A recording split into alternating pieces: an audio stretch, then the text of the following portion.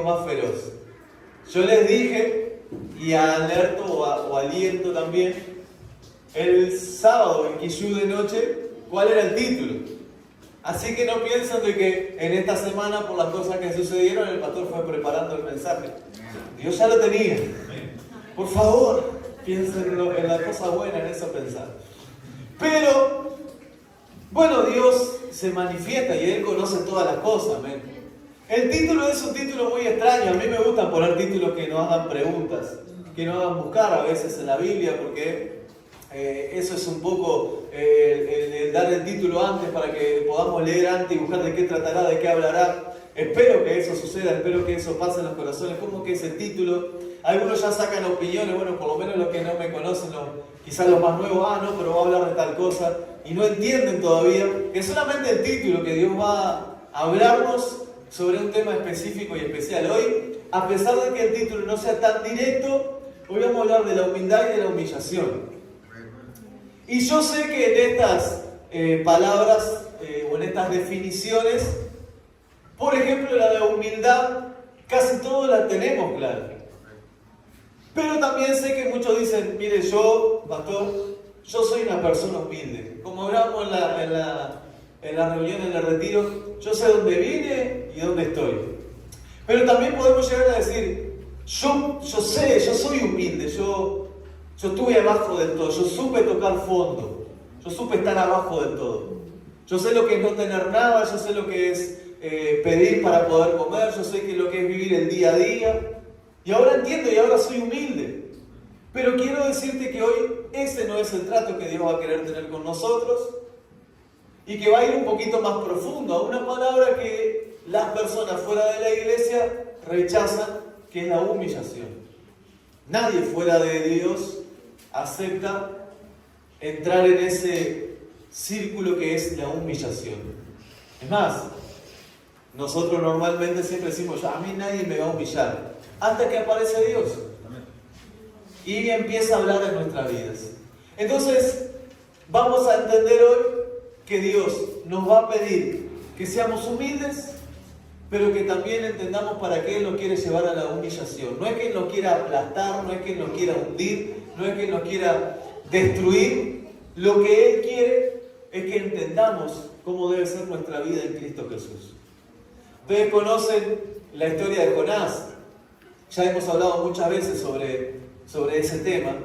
Y entendí, creo firmemente, de que nosotros hemos peleado muchas veces con gigantes, fuertes, grandes, pero que tenemos un enemigo feroz, como dice el título, un gusano, que es el que ha destruido más nuestros pensamientos y nuestra relación con Dios y hasta con los hermanos. Les voy a contar rápidamente para los que no conocen por lo menos el principio de esta historia de Jonás. Jonás era un profeta que Dios le habló y le dijo, quiero que vayas a Nínive y que le digas a esa enorme ciudad, esa gran ciudad, que mi ira va a caer sobre ella y que va a ser destruida. Pero proclama con una intención de que se arrepientan, porque el que se arrepiente entonces recibirá el perdón de Dios. Recuerdan que Jonás no le hace caso al Señor y se toma una embarcación hacia Tarsis, el lugar más lejano de Nínive. La palabra del Señor en el capítulo 1 de Jonás dice, a ver si se podía esconder de Dios. Jonás quería esconderse de Dios. En medio de ese viaje hacia Tarsis se levanta una tormenta, lo estoy contando rápido porque sé que ya lo hablamos a este tema. Se levanta una tormenta y la tripulación le dice a Jonás, dime de qué trabajas y quién eres, porque queremos saber si esta tormenta se levantó por ti o no. Y dice, la tormenta es por mi culpa, yo sirvo al Señor, Rey de los cielos y de la tierra, y me estoy escapando de él. Entonces dijeron, ¿qué hacemos? Y él dijo, tírenme al agua y la tormenta va a parar. Estos hombres con temor dijeron, perdónanos Dios por tirar a este hombre al agua. Lo tiraron y cuando cae Jonás en el agua dice que la tormenta paró.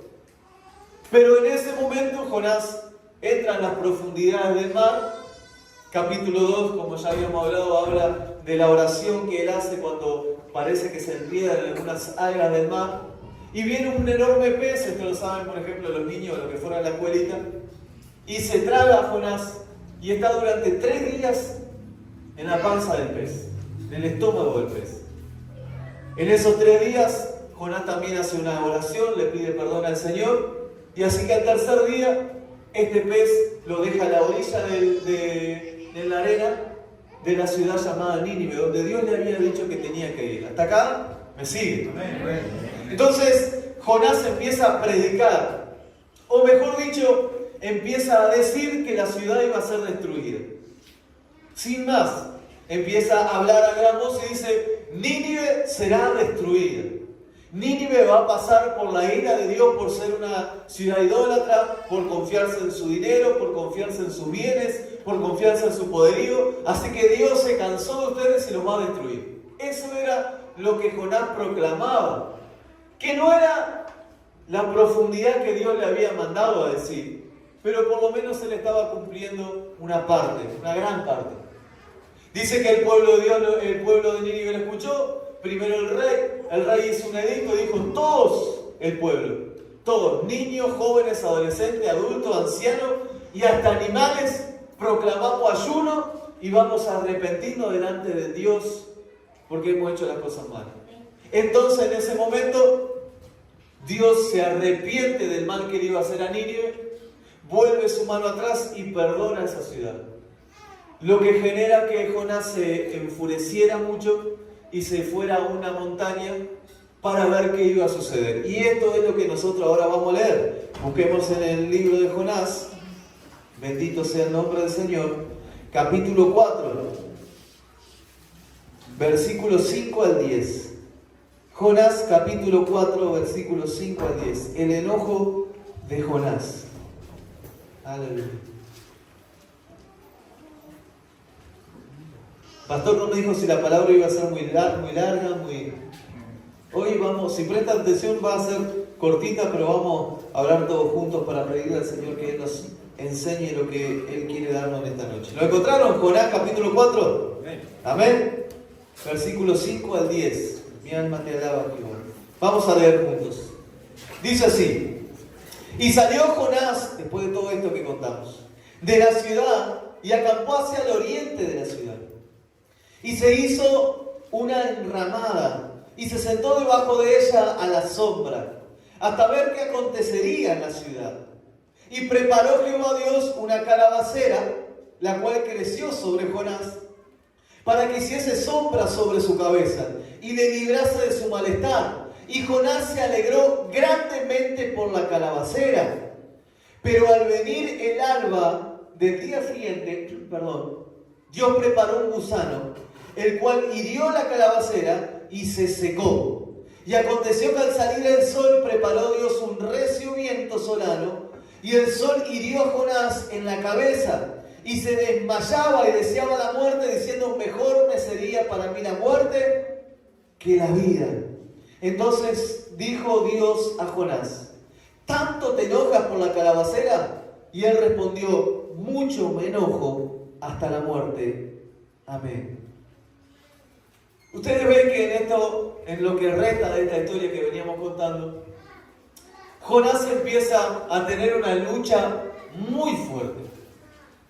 Una lucha entre sus deseos, sus razones, sus pensamientos y sus verdades.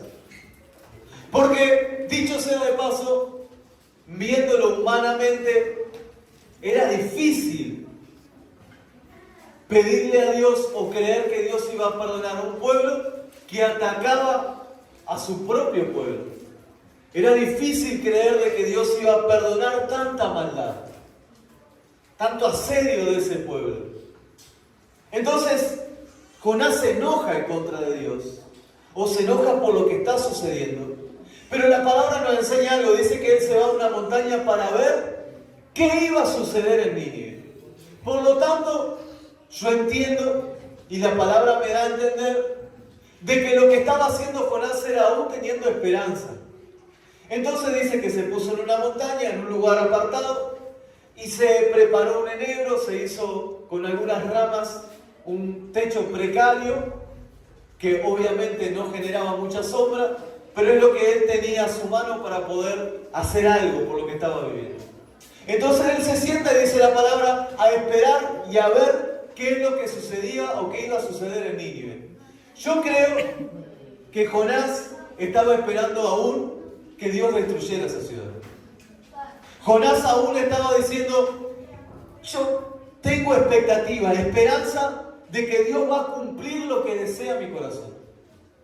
Que Dios va a cumplir lo que yo quiero. Pero hay algo que me llama la atención. Jonás había pasado, como dijimos, por una tormenta, por un mar embravecido, por un barco que se estaba por hundir. Vivió dentro de un pez por 3 días. Había aprendido algo. Cuando llegó a Nínive, Jonás había aprendido algo importante, y que era la humildad. La humildad es reconocer nuestras falencias y quiénes somos realmente. ¿Bien? A simple definición es eso. Reconocer nuestras falencias y quiénes somos realmente. Entonces, Jonás reconoció que él era un siervo de Dios. De que él tenía que hacer lo que Dios le había mandado a hacer. Una vez que llegó a Nínive, empezó a hacer lo que Dios le había mandado a hacer. Pero cuando predicó y sucedió lo contrario a lo que él quería, él aún tenía una esperanza viva de que Dios destruyera Nínive. ¿Se entiende? Entonces él se sienta en la montaña, como decíamos, prepara una enramada y espera que Dios destruya esa ciudad tan malvada. Y muchas veces nosotros en nuestra vida, cuando recién entendimos la humildad que nos genera reconocer y conocer a Dios, empezamos a hacer las cosas que Dios nos manda hacer. Hay una primera etapa en nuestra vida como cristianos, y la primera etapa no significa cuando recién empieza, porque hay hermanos que han estado muchos años en la iglesia que todavía siguen en la primera etapa, o hermanas, o hermanos que están hace poco, 1 o 2 años, 2 meses, 3 meses, que rápidamente entendieron. Y la primera etapa es tener humildad. Sabemos lo que conocemos a Dios, que una de las cosas que el Señor rechaza es el orgullo. Él rechaza a los orgullosos, pero recibe a los humildes de corazón. Así que entendimos eso, de que ser humilde es reconocer quiénes somos, reconocer que nuestras falencias, reconocer que sin Él nada somos, en la primera etapa solamente. En esa etapa podemos destruir gigantes, podemos soportar tormentas, podemos pelear contra dificultades, enfermedades, problemas profundos. Pero hay una etapa que le sigue a esa, que es la más peligrosa. Dice que Dios, cuando vio a Jonás que el sol lo golpeaba muy fuerte, mandó a crecer una calabacera. Es una planta que tiene unas hojas muy grandes, para que lo abrigara o lo tapara del sol y que Jonás no sufriera más. Ahora, cuando Jonás ve que él estaba furioso, había dentro una mezcla de enojo, de ira, de tristeza, de dolor, y Dios empieza a preparar un enebro delante de él. Estoy seguro lo que pensó. Ahora sí Dios está de mi lado. Ahora sí voy a ver destruida esta ciudad. Porque si Dios me dio esta bendición, significa que las cosas van bien. Y este es el primer punto que vamos a tocar hoy. Muchos de nosotros creemos que la manera de ver que Dios está a nuestro favor es cuando recibimos bendiciones. Muchos de nosotros creemos que si hacemos las cosas bien, una de las muestras de las que la estamos haciendo bien es que Dios nos colme de bendiciones. Una de las principales cosas que nosotros miramos a alguien, a veces, para reconocer si ese hermano está en oración o hermana en oración o si está a cuenta con Dios, es ver lo bendecido que está. Y no estoy hablando solo de dinero, sino de la paz, de la calma, el viento le está soplando a favor. Y no siempre es así. No siempre el que está siguiendo la voluntad de Dios está pasando por buenos momentos. Y todos los que estamos aquí lo sabemos. Hay momentos de tristeza, hay momentos de dolor, hay momentos de gozo, mientras vamos siguiendo la voluntad de Dios. Pero, lamentablemente, encontramos voces que nos alientan a eso, que nos alientan a ser humildes, pero no a humillarnos. Y ahora vamos a explicar qué significa eso. Hay muchos que nos dicen, no sé, quizás alguna vez les da un consejo, mientras lo que pueda de parte del Señor, Y nos ponemos a mirar, porque a mí también me ha pasado.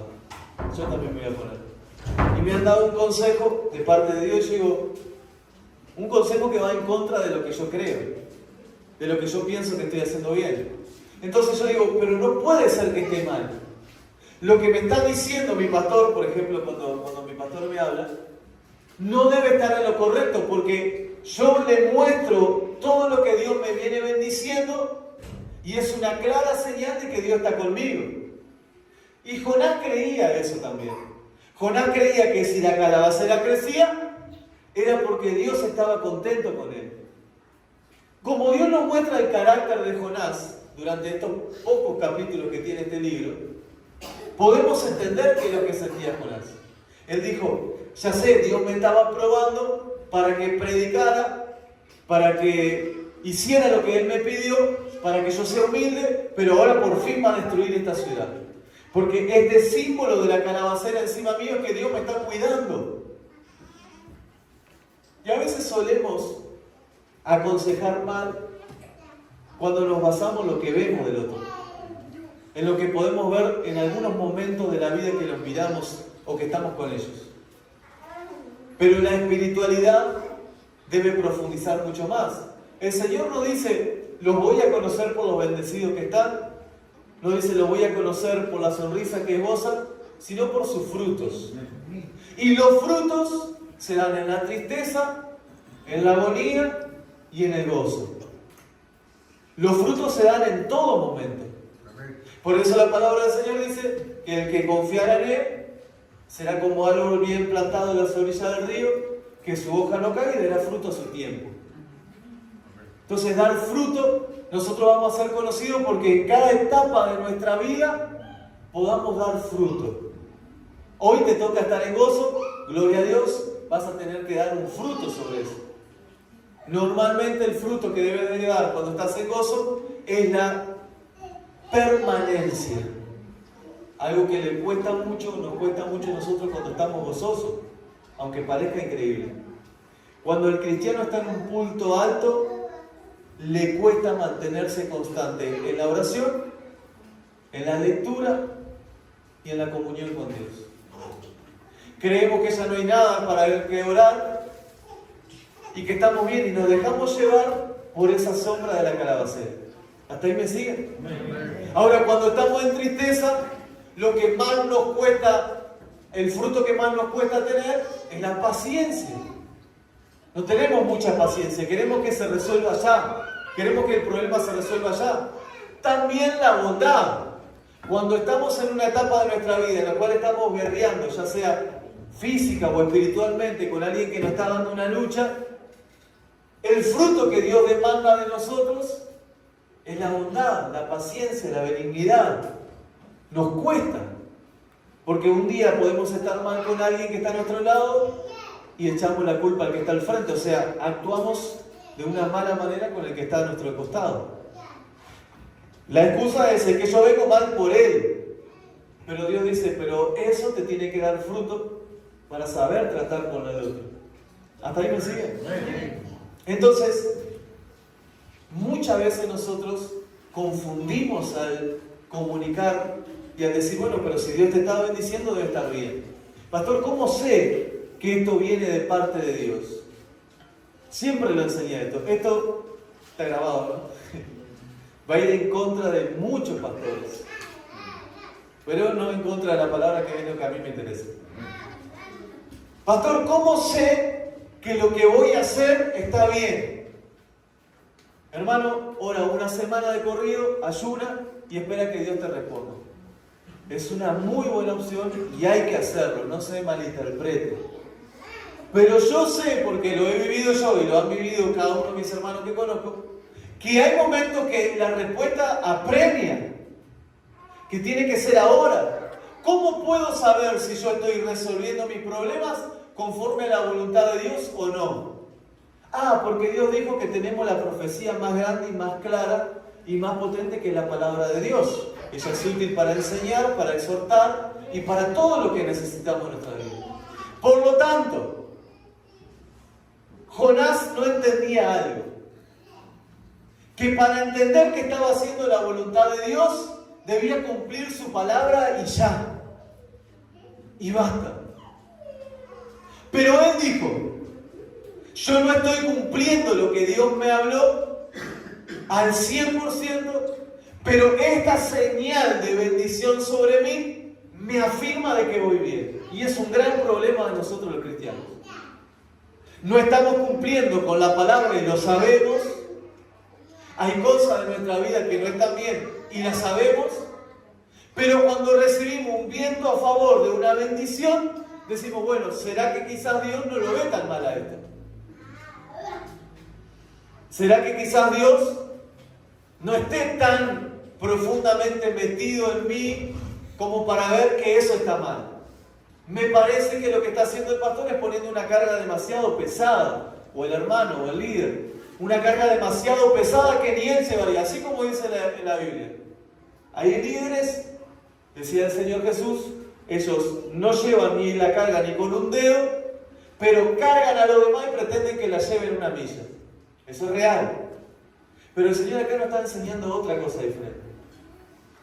¿Cuántas veces en nuestra vida sabíamos que no estábamos cumpliendo con lo que Dios nos había dicho? Estábamos en una pelea, en una lucha, pero una sombra de bendición vino a nuestra vida y dijimos, listo, dejamos de pelear por eso, Dios debe estar agradándose de mí. Pero recuerden, Dios se agrada de los que le obedecen, de los que le sirven. Entonces, volvamos a la historia. Jonás dice, Dios me debe estar bendiciendo. Y se alegra grandemente por esa bendición. Era real, Dios había mandado la calabacera.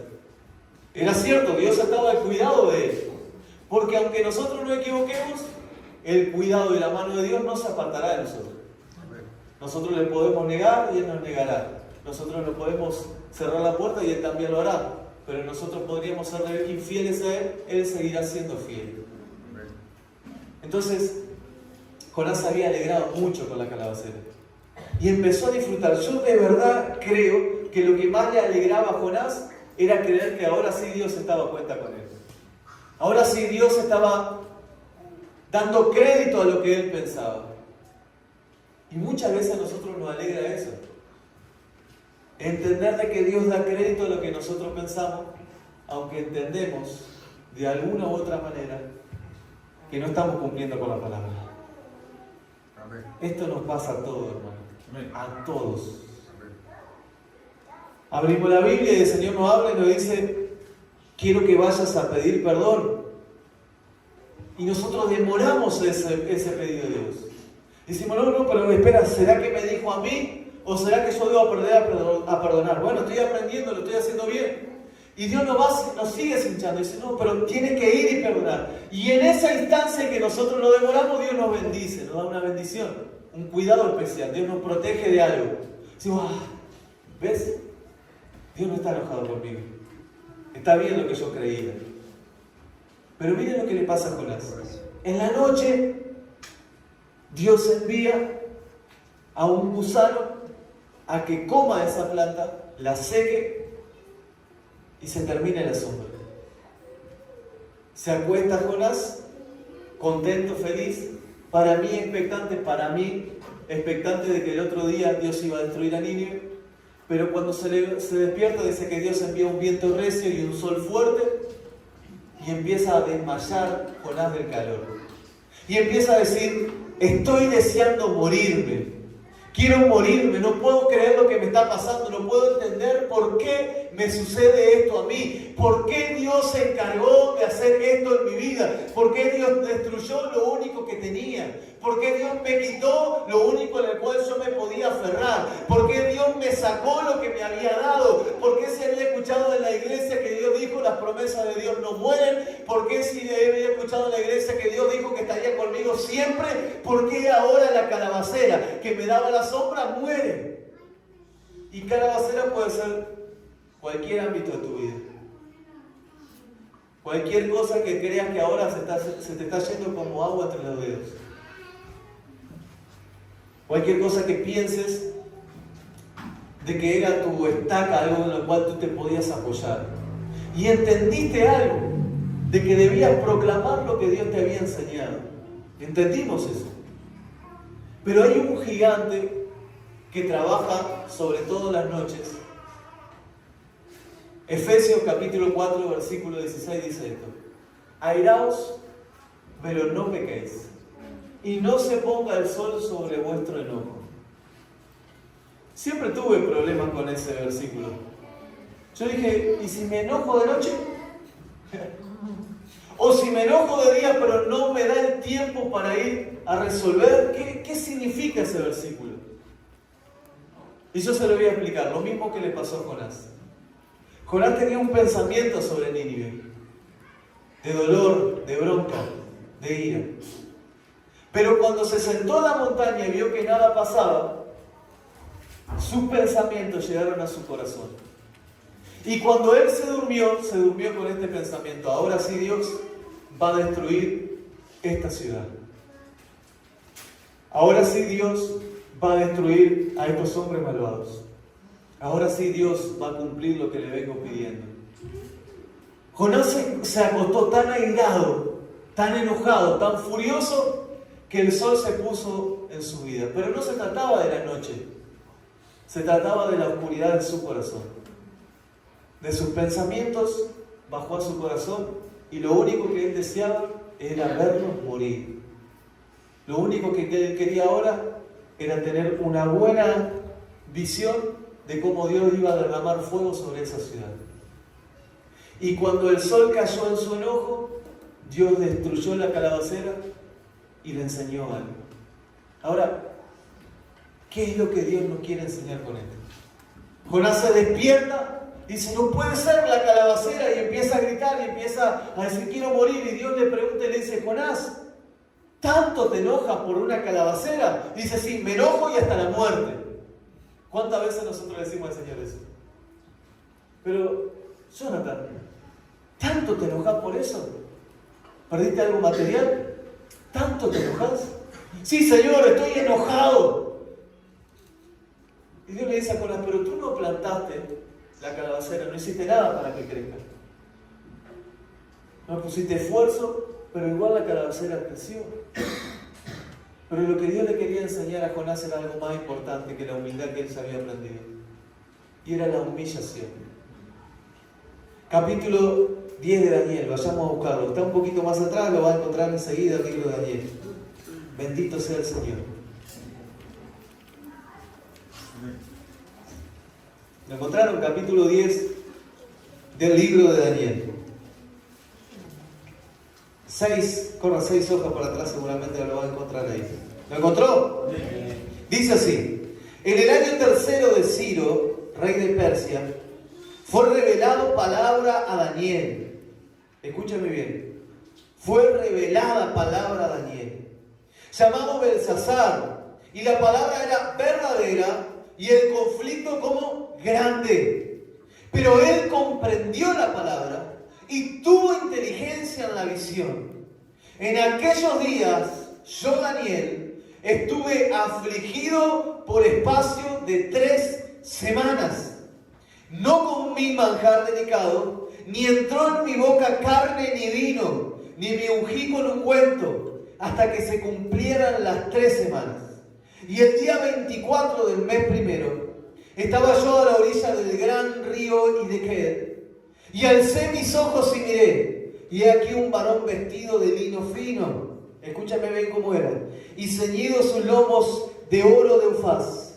Su cuerpo era como de berilo, y su rostro parecía un relámpago, y sus ojos como antorcha de fuego, y sus brazos y sus pies como de color de bronce bruñido, y el sonido de sus palabras como el estruendo de una multitud.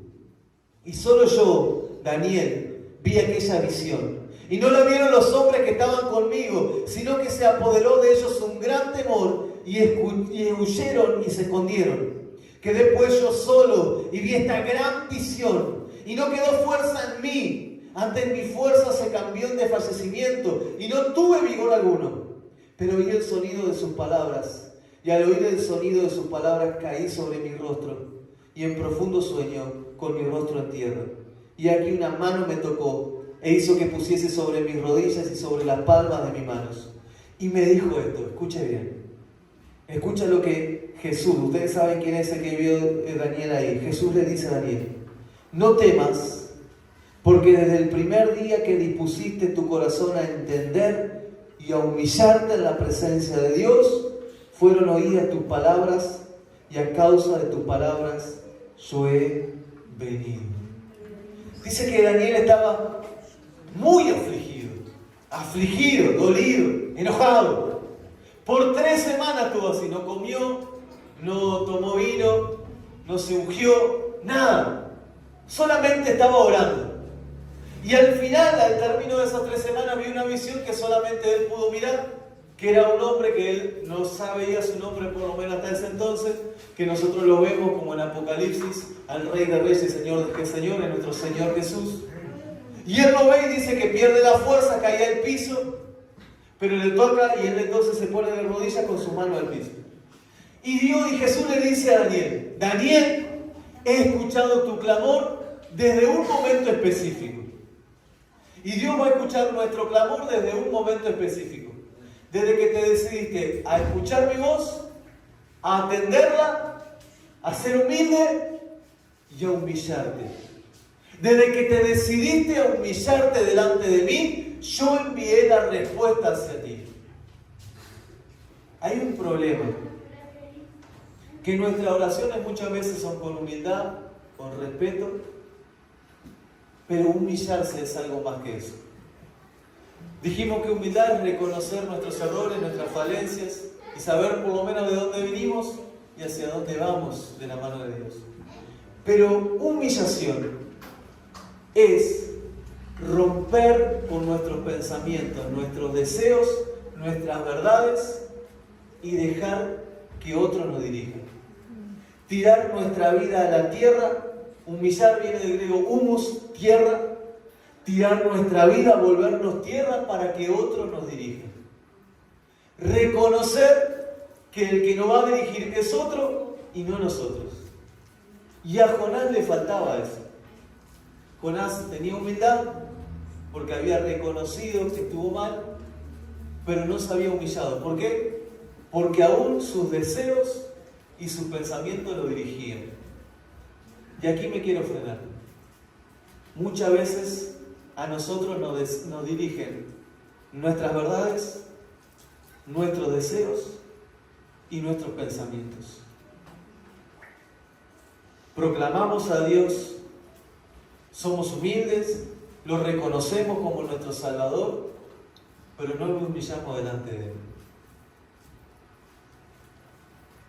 Nuestros peores enojos, nuestros más grandes conflictos, no vienen contra nuestros hermanos, sino con nuestros propios pensamientos.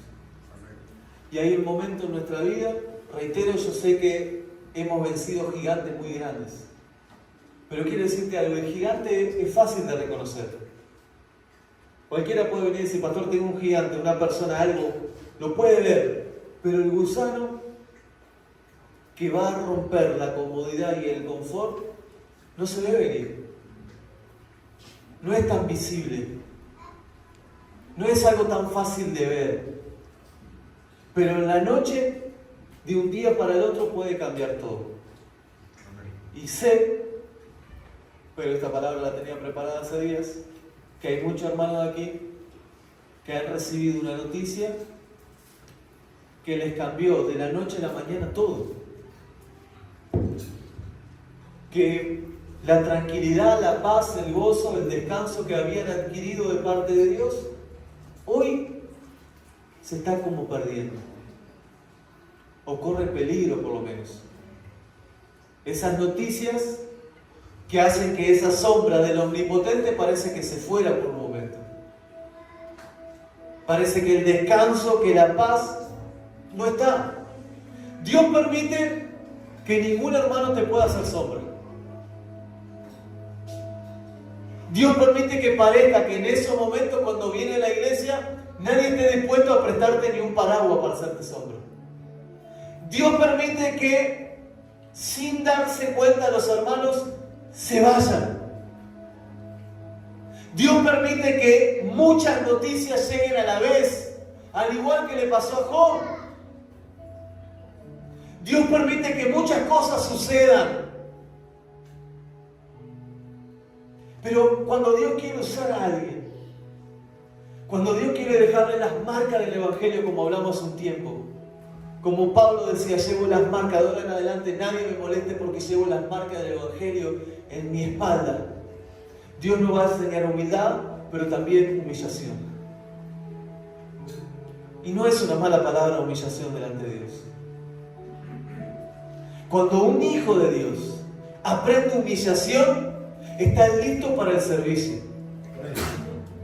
Cuando un hijo de Dios aprende humillación, está listo a ser guiado por el Espíritu Santo de Dios. Y Dios permite que algunas cosas se vayan cayendo. Y Él sabe que nuestra primera respuesta es: Señor, ¿por qué? A mí, ¿por qué ahora? ¿Por qué yo? ¿Por qué lo que me diste se está desvaneciendo? Pero lo mismo que Dios le quería enseñar a Jonás, hoy nos quiere enseñar a nosotros.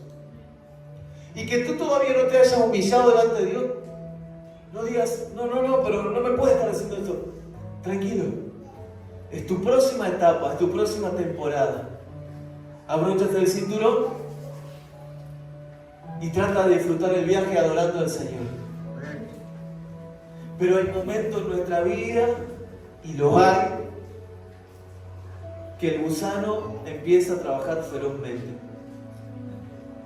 Habacuc, recuerdan siempre, el pastor recuerda muchas veces esto, el pastor Miguel: aunque no haya vaca en los corrales, aunque no haya producto del olivo, aunque no haya nada, con todo y adorarle. Job le dijo a su esposa: ¿acaso solo recibiremos lo bueno de parte de Dios y no lo malo? Pablo le dijo a los que estaban ahí: estoy dispuesto por Cristo no solamente a ser atado, sino a ser golpeado, encarcelado y que me cortan la cabeza. También el Espíritu le dijo a Pedro un día: Pedro, a ti te digo, antes tú te ceñías, pero más adelante otro te va a ceñir y otro te va a llevar hacia otro lugar. Y la palabra es clara, porque Dios le estaba enseñando cómo iba a ser su muerte. Así que para lo que Dios nos está preparando en estos tiempos, iglesia de Dios, yo vine emocionado del congreso, del retiro, como quieras llamarlo. Veníamos todo el viaje hablando con mi esposa, con Andrea, en todo el día, no paro de pensar en todas las cosas, en cada cara, en cada rostro, en cada actitud. Y estoy seguro que Dios nos está preparando para esa gran cosecha. Pero también sé algo, que después de una gran bendición hay un declive. Después de muchas palmas, de muchos cánticos, de mucha alabanza, vienen las piedras, vienen los señales y vienen los ataques. Y esto no es para que pierda el gozo. Esto es para que enfrentemos y podamos vencer. Que no nos quedemos sentados como Jonás sin cumplir lo que Dios nos mandó. Así que, iglesia, yo sé que Dios en este año te viene hablando. Bueno, durante todo este tiempo que conoce a Dios, pero específicamente en estos años.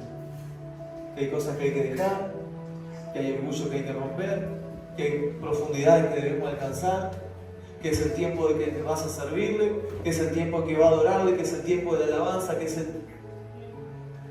Pero para eso nos falta una etapa más, y es la humillación. Quizás en tu corazón hay alguien que no puedas perdonar. Y Dios te va a decir: mira, necesito que lo perdones. En realidad Él no lo necesitas tú. Y en ese proceso van a venir voces y van a decirte: no, pero si Dios te está bendiciendo, no debe ser eso lo que te pide Dios. Mira, Apocalipsis habla de una iglesia y le dice: por un tiempo, por unas semanas, algunos de ustedes los pondrán presos. Pero tranquilos, yo estoy con ustedes. ¿Saben lo que le estaba diciendo el Espíritu a las iglesias? Ahora van a tener que aprender a ser dirigidos por mí. Y para que tú y yo seamos dirigidos por Dios, necesitamos un elemento muy importante: humillación delante de Él.